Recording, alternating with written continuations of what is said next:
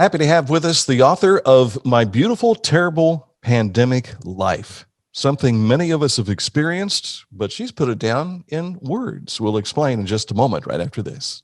Introducing the new lineup at the McDonald's McCafe Bakery, talking about blueberry muffins, how about cinnamon rolls, and apple fritters, all to go along with the apple pie, pumpkin pies, and of course, chocolate chip cookies. And get your favorite beverage as well at McCafe. You'll find it now at the Chillicothe, Circleville, Greenfield, and Waverly McDonald's locations. I'm loving it.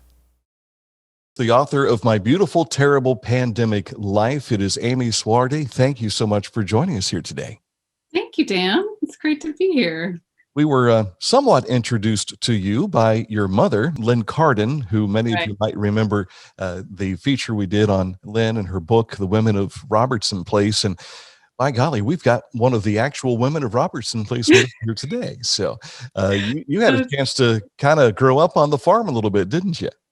Yeah. I grew up in Cincinnati, but it was just an hour and a half drive from there. So we would come all the time, weekends and summers. And yeah, I spent a lot of time riding horses and doing pencil rolls down the hill and eating crab apples and trying to drive the tractor and all sorts of shenanigans over the years. And those things happen on a farm.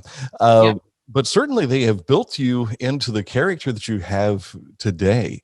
You now live in Washington, D.C., and you've got a handful of children who turned you into a teacher here not too long ago, thanks to the pandemic, huh? Yeah, that's right. Yeah, I have all my kids at home now, including my college student who is taking a semester off. But yeah,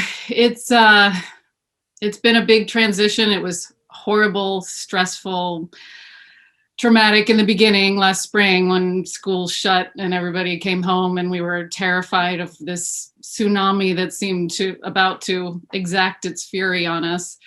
But now we've gotten comfortable in this routine of everybody being home, and we've got, turns for who's making lunch, and we usually all eat lunch together around the table, and I know where all my kids are and I can peek in on them when they're in their classes. So there are a lot of nice things about the terrible the terrible part of it as well. So yeah. At what point in time did you decide it was important to start putting your experiences down on paper? Well, I've always been a creative writer. I haven't always practiced it, but it was something I had been trying to write for the past couple of years. And then when the pandemic hit, it was, I'm still trying to understand exactly what happened, but it was almost like a dam broke. And I had to write down what was happening. It was just like that, oh my God moment that I'm sure everybody went through. Like, this is serious. And so much was changing so fast to my life. The schools closed, the library was closed, everything. We couldn't see each other. It was just terrifying. And so I just started recording because I think it was also out of a sense of urgency. Like, I felt, before that, oh, my life's going to be pretty much the same, the kids are going to get older, they're going to go to college, it felt like everything was going more or less according to what you would expect, but all of a sudden it wasn't at all. And I guess it gave the sense of urgency and sense of preciousness about my life. And so I wanted to not only hang on to what we were losing really fast, but also record the massive changes and feelings that were going on as the pandemic was unfolding. So it was, and the third thing was that it was really, I needed to communicate. I needed to reach out to people and say, oh my God, can you believe this is happening? And I feel this way. Do you too? So it was a need to share in this calamity with other people. And I guess my history of loving writing meant that writing was the way I was going to do that. We all have our forms of therapy, so to speak, and this Yes. sounds like it was very therapeutic for you to get through these early stages.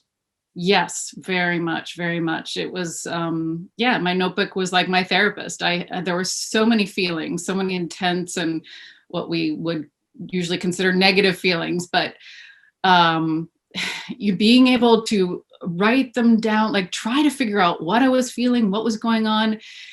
I often didn't understand, but the act of writing helped me work through it and talk about the colors or try to compare the feelings to other things, and it just um, it helped. It helped them move through me, and also being able to communicate with other people about the feelings, or other people saying, "Oh my God, I felt that way too," was just so soothing. And yeah, it was like a therapy session in many ways. I know as many were quarantined and the stay-at-home order came out here in mid-March in Ohio. I can't recall when it happened in DC. Pretty Probably much about the the same. same time. That's when schools closed. Yeah. Okay. And I think if anything, you had a special experience just due to the fact that you have a family of what, six, seven people in the home, and suddenly we're starting to learn how to live together while all of our activities outside the home have come to a halt. Right. And golly, we learned how to get on each other's nerves easily, then how to love one another again. It had to be a great moment of discovery for you, especially. Yeah, yeah, it was. I mean, we've always been a very family-oriented family. Like, I've always really loved the togetherness and loved having, dinner together every night. And we've the kids have been helping out with chores and jobs around the house, emptying the dishwasher, and the older kids are starting to make dinners and lunches. And so we already had a lot of these systems in place. Um, we needed to change some so that, because now somebody wasn't packing lunches for everybody to take to school. Someone was actually going to have to set the lunch table and make the lunch. And I didn't want to be the one who was just doing that, because I felt like, who knows when this is going to end. So we rejiggered things. But there were, especially in the beginning, when I was just like overwhelmed with terror and grief, there was a lot of tension. And so, especially, I mean, there was a lot of togetherness and dependence on each other, especially me with the younger three children. So my teens are 16 and 18, now 17 and 18, but the younger ones, we're spending a lot of time together. They're 12, 10, and 7 now. And they didn't have play dates, they didn't have soccer and all the other activities, swim lessons. So we were, no recess. So we were going to the park together, riding bikes, and, finding different things to do. And so there was a lot of getting, a lot of fighting, but a lot of, bonding. Like we were having picnics outside every day, just spending all our time together. And it was beautiful and terrible, like so many things during this period. It was wonderful to know my children more and to see them all day instead of them disappearing in some brick building. And until I picked them up, I get to see them, and we planted sunflower seed. We did all these things during the day that normally I'd be in my little room writing. They would be in their different classrooms. The teens would be doing plays or whatever. We'd all be in different directions. And now all of a sudden we were in the exact same place all the time. And mostly it was great, but of course there were conflicts, and we had to work things out and come up with new rules, and eventually a lot of the emotion, the intense emotions settled, and so also peace settled too over the household and the relationships as well. I think if anything that I learned from all this is we learned a lot more about our core values and what helps us get to the next day, the next week, the next month. And,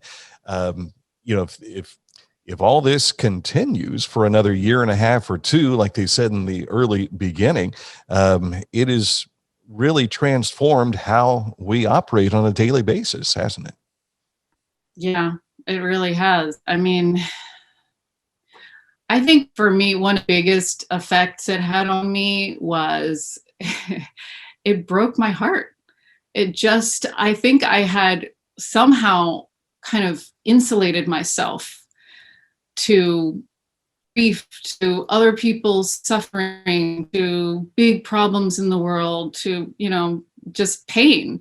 And after pummeling me for a while, the pandemic and all that we were losing and all the tragedy, all the people that were dying and all the suffering finally just broke me open. And I'm grateful to it for that, because even as horrible as it is and how much suffering there was, I needed to have my heart broken. I needed to open up in that way. And I hope to somehow keep walking through my life with a broken heart, with an open, ragged heart, because that's how it felt during the pandemic. And I was so, it was terrible, but I felt so much more compassion for other people and for myself, which I think is probably the hardest person to feel compassion for. So I think that's one thing I definitely want to take along with me as we go forward and as this drags on. And after we get better, which I think will be the hardest thing, is to stay open and to stay vulnerable and loving, and just to keep paying attention to other people's suffering. It's truly opened the door to our awareness of our surroundings, especially when they're in a single pod. You become really aware with everyone. My Beautiful, Terrible Pandemic Life, the subtitle, micro memoirs, poems, and also essays. Just a lot of thought pouring from your heart into your mind, down to your fingers of your computer, no doubt. How can people get their hands on a copy of the book and learn more?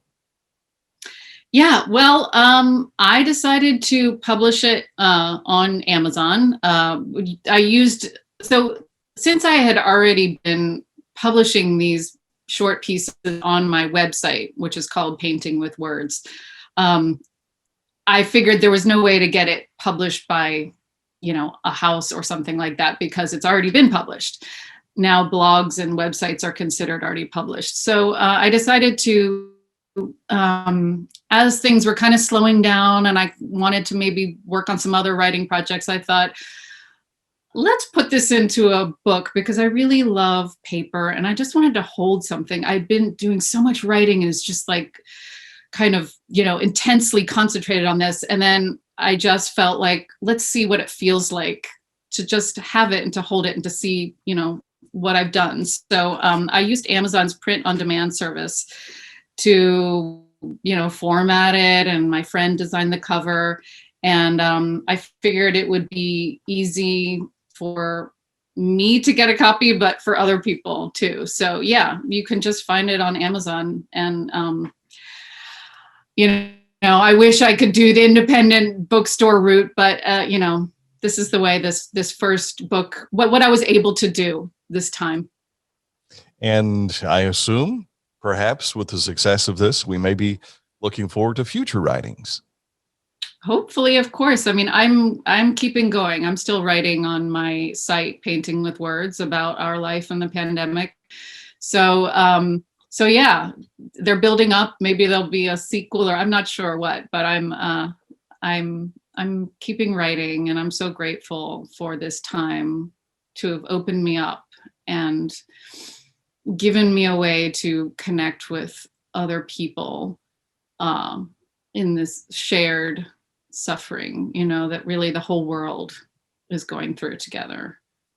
Well, we appreciate you sharing with us here today. And again, the book is My Beautiful, Terrible Pandemic Life by Amy Suardi, and available through Amazon.com. And who knows, it might be on a bookshelf near you one of these days in a library or perhaps a bookstore close by as well. Congratulations on the writing, and thank you for sharing with us today. Thank you so much, Dan. It's great to talk to you.